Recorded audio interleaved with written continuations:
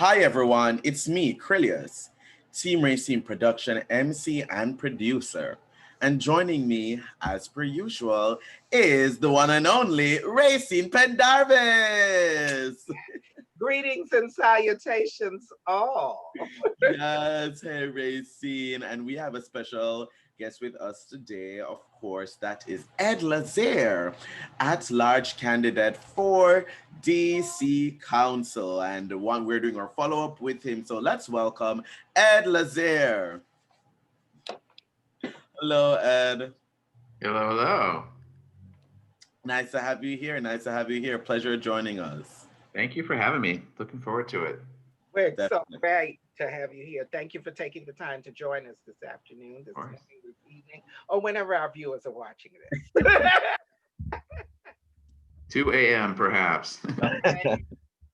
Like the people who tune into DC TV and watching hearings at all hours of the night. Mhm.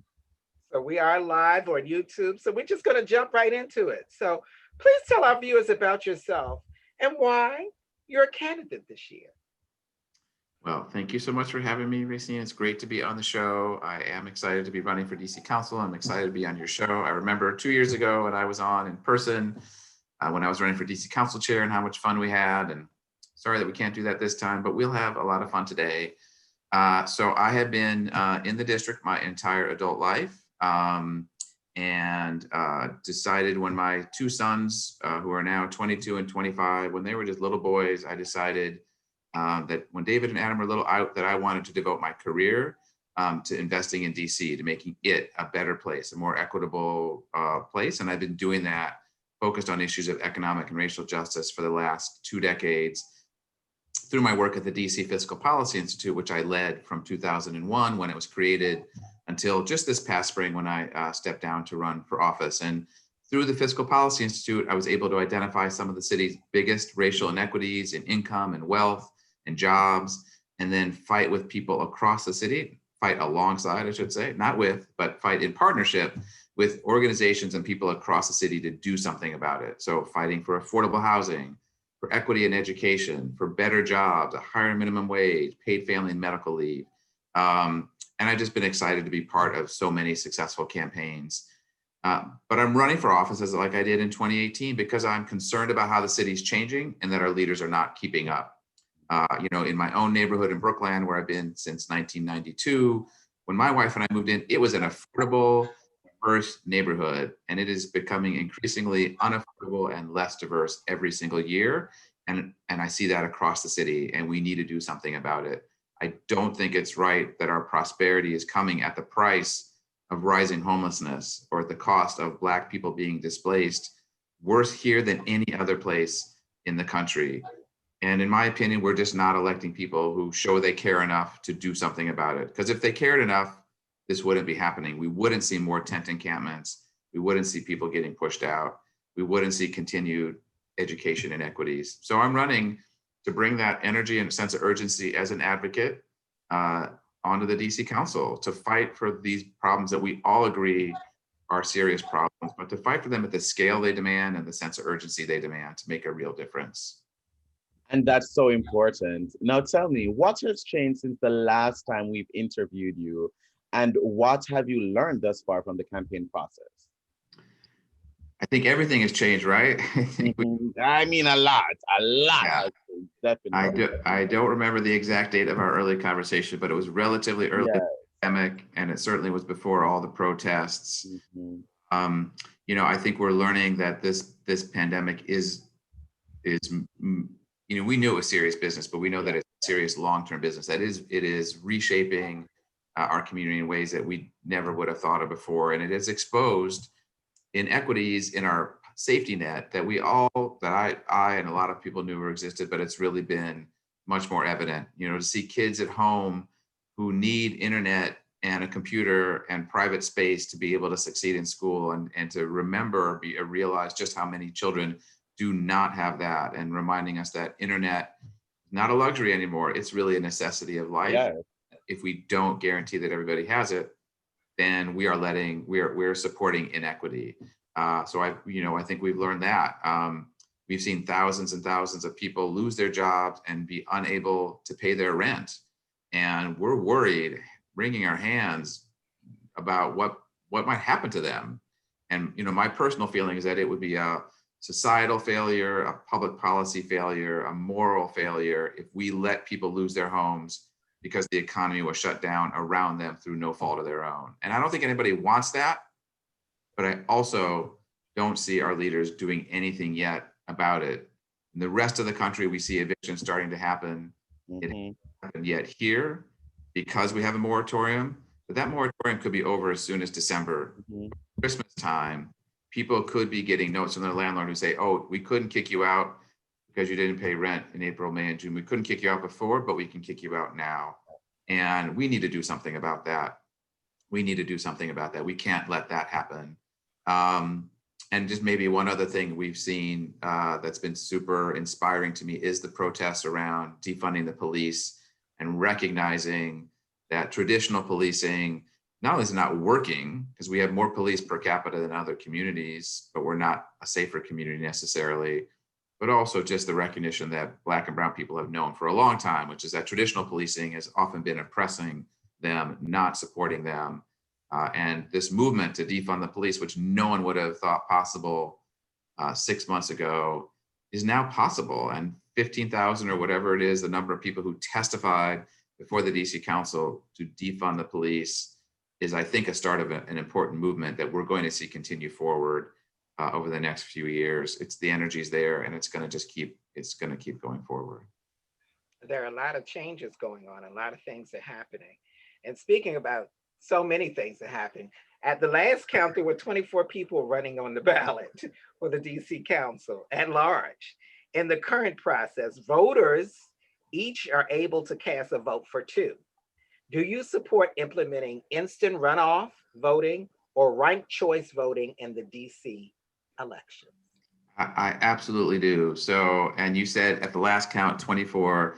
It is still 24, and the petitions all had to be handed in August 5th. So at this point, unless someone declares a write-in candidacy, we're going to stop at 24. And to be clear to all of your listeners, that 24 includes, because people get to vote for two, it includes Robert White, incumbent Democrat who's running for re-election, and then 23 other people who are essentially running for that other seat for the first time. I'm sorry, I lost track of your question about do I support instant? Yes, absolutely. I mean, unfortunately, what we're going to see in this race is somebody winning without having 50% of the vote, because in DC, it's just whoever gets the most votes wins. And of course, I'm hopeful that will be one of those people, but I also am pretty confident with 24 people, the thought that I would get over half of the vote, even if I'm a super popular candidate, is tough.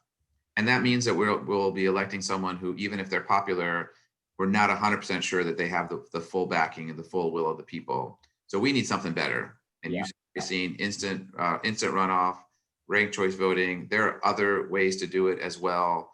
But we just need to do something to guarantee that we're having real competitive races where people win because they're supported, not because there's a huge field. And, some places have a huge primary where everyone gets to run, and then you take the top 2 or 3 and they run in the general election. That's another way to do it. For those who don't know about ranked choice voting, is it okay just to spend a minute to talk about? Definitely. Please do. Yeah. So in ranked choice voting, as it sort of sounds, you don't have to, but you have the choice to say who you always have to say who your number 1 is, but you also have the choice to say who your number 2 or 3 all the way down the ballot is. And then what happens with ranked choice voting is if no one person gets 50%, they take the candidate who was at the bottom of the list and take the second choice votes for that person and redistribute them up. And you keep doing that. You keep eliminating candidates for the bottom of the list until somebody reaches 50% or more. And once they reach 50%, you stop. And if one person has 50% in the first round, then there's no runoff. But it allows people to not just say, oh, I'm only going to pick one person, but I'm actually going to pick the full range of people that I like. I think it requires candidates to talk more openly about issues in a broader way, since they have to appeal not just to first choice voters, but second choice voters. So they have to appeal to a broader set of interests as opposed to just a narrow base. So I think it's terrific. My sense is that if I win and Janice Lewis George, who is likely to win, that there may be enough votes on the DC Council next year, as early as next year, to pass ranked choice voting, because it's definitely it's past time. And maybe one more thing, I know I'm going on a little bit long, is one of the problems in the current system with so many candidates potentially running is if you're an incumbent and you're not very popular, you're probably going to draw a lot of opposition. And when you draw a lot of opposition, then they split the votes among the opposition. So one way that an unpopular incumbent wins is simply by having many, many people run against them. And with ranked choice voting, an unpopular incumbent can hide no more. They are going to be found out, and if they don't get 50%, somebody else is going to rise to the top potentially. I just think it's democracy is so important right now, right? Whether it's thinking about the post office and it's being under attack, and it's going to be respected. Like ranked choice voting is just up there with a really important reform. And if we have time, it wasn't on your initial list, but I would also love to talk about public financing, the Fair Elections Program in DC, which has also been a huge game changer in the city this election. That's good. That's good. That's good. I mean, you're hitting all the points. Yes, so yes. People who are watching, you're hitting everything. I love it. I love it. But speaking of the fact, because you did mention as well that there are you can select two for the at large. So who will your second vote be going to? Yes, that's an unfair question to ask candidates. But because I respect you all so much, I'm going to answer that question. I will just, so there are, of the challengers, I will say there are a good number of candidates, people that I respect. But I also, as I said earlier, one of the people on the ballot is the incumbent Democrat, Robert White, who just finishing up his first term. I think he has done a great job in a lot of different fronts. Most recently, he championed the Restore the Vote Act, which allow people to vote regardless of whether they are detained, incarcerated, or not. To me, that's just a really important movement towards justice, knowing that our criminal justice system has been so racially biased and that so many Black and Brown people are locked up inappropriately. This will at least give them the chance to vote. So thinking about the vote, my second vote is going to go to the incumbent, Robert White, because I really want him to be reelected and be back on the council, and would love to join him and be his partner next year. Of course. Well, for those watching, how can they learn more about you and how can they support your campaign? They can give me a call directly. The best place to find out is just to go to the campaign website, edfordc.com. So that's spelled out EDFORDC.com. There you go.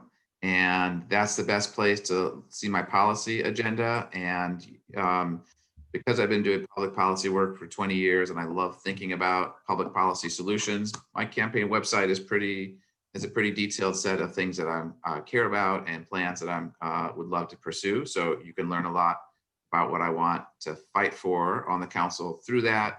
It's also where you can donate to the campaign to make sure that we have the resources to reach out to voters. It's where you can volunteer.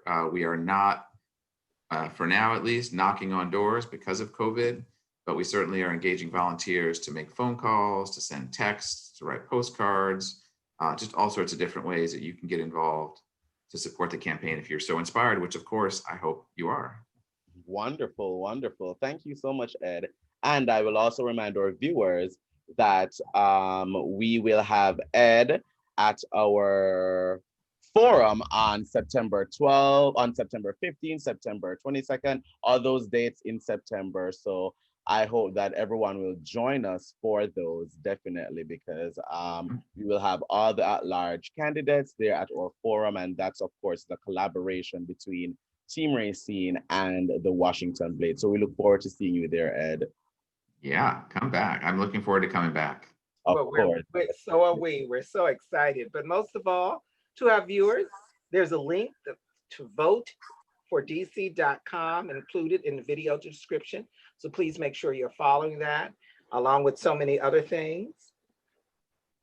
Thank you so much. And, thank you so much, Ed, for joining us today. It has been such a pleasure. Can't wait for you to join us once again. Thank you. It's been great. Appreciate you having me. It's been a great time. Thank you. Thank you. Bye-bye. Most of all, to our viewers, thank you for watching. Bye.